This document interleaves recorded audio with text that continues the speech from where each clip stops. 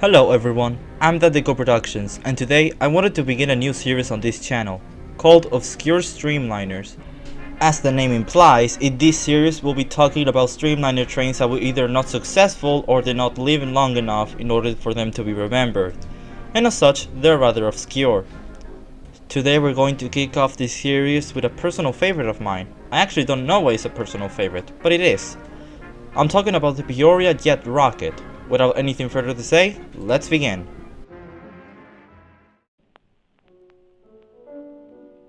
It all begins in 1949, after the TALGO 2 train set built by the American Car and Foundry, ACF for short, toured the railways of the US. The Rock Island Railroad began showing heavy interest in the train set. Funnily enough, they were seemingly the only railroad in the States to do so, as no orders were taken at the time. In 1954, ACF carried out another test train that was more heavily marketed throughout the US, and in June of that same year, the Rock Island placed an order for a set at the cost of $600,000, and the set was going to be pulled by a newly built EMD LWT-12, which is the same class of locomotive that was built for the GM Aerotrain, another experimental streamliner. The whole set in total ended up costing $788,000. The Rock Island TALGO train was dubbed the Jet Rocket. The Rock Island Railroad had a family fleet of rockets, which was the railroad's trademark name for its top trains in the streamlined era. You had the Texas Rocket, the Denver Rocket, the Kansas City Rocket, etc. And now, let's talk about the set itself. To power it, and as mentioned before, the set had an EMD LWT-12, a locomotive that was originally built for another experimental streamliner called the Aerotrain, built by EMD and GM. The coaches of said train were different because, although they were semi-permanently connected, they were not articulated. They had two axles on each car, and more notably, they had slanted windows.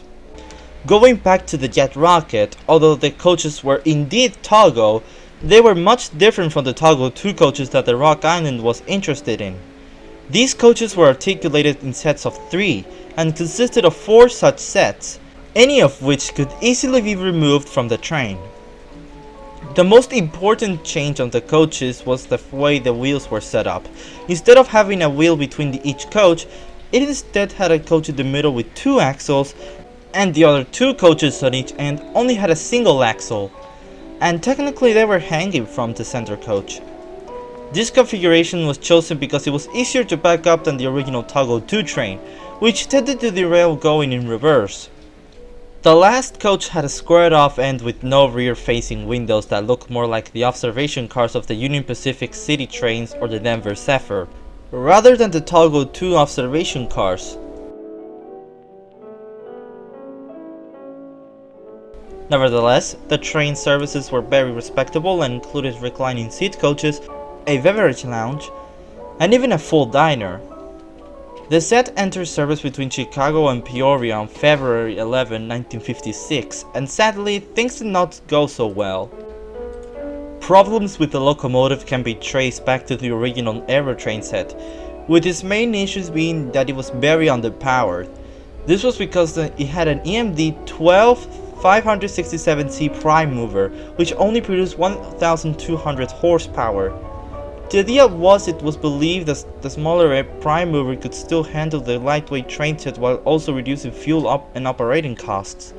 But in reality, you just had a switcher with streamliner trying to do express services.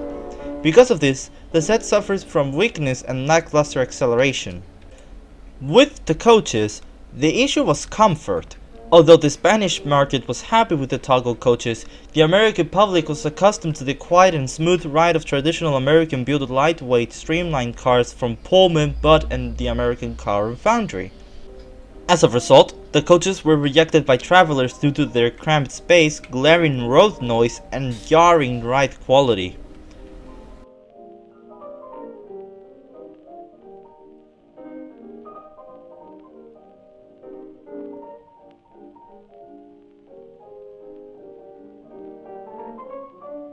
The jet rocket service was operated for over 18 months, but sadly on August 20th, 1957, the TALGO set alongside with the EMD LWT-12 were replaced by conventional equipment and placed on Chicago commuter service.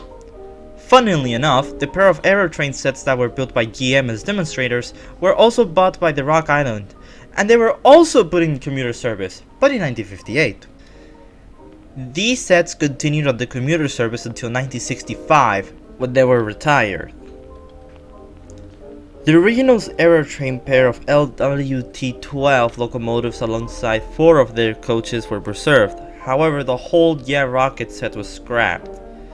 As for the original pair of aerotrain locos, one is at the Museum of Transportation in St. Louis with 2 of its original coaches, and the other is at the National Railroad Museum in Green Bay, Wisconsin, also with 2 of its original coaches. And well, that's how it ends. After that, the ACF built the same coaches for 2 more train sets. The aerotrain ended up failing, but is remembered fondly. The last rocket service ran in 1978, and the Rock Island Railroad ceased operations in March 31, 1980. One small detail before I finish the video is that the looks of the coaches of the jet rocket look really similar to the eventual TALGO 3 series coaches that were built in Spain, who would go and have a long successful working life.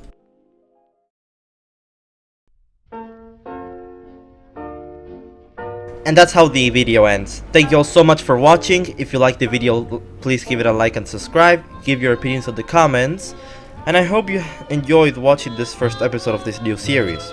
Join me in the next episode when we talk about the Speed Merchant and the John Quincy Adams Streamliners. If you know any obscure Streamliner trains that you would like me to cover, please say them in the comments for a chance for it to be covered in a possible future episode. That will be all for my part. I'm Tactical Productions, and I'll see you all in the next video. Bye bye.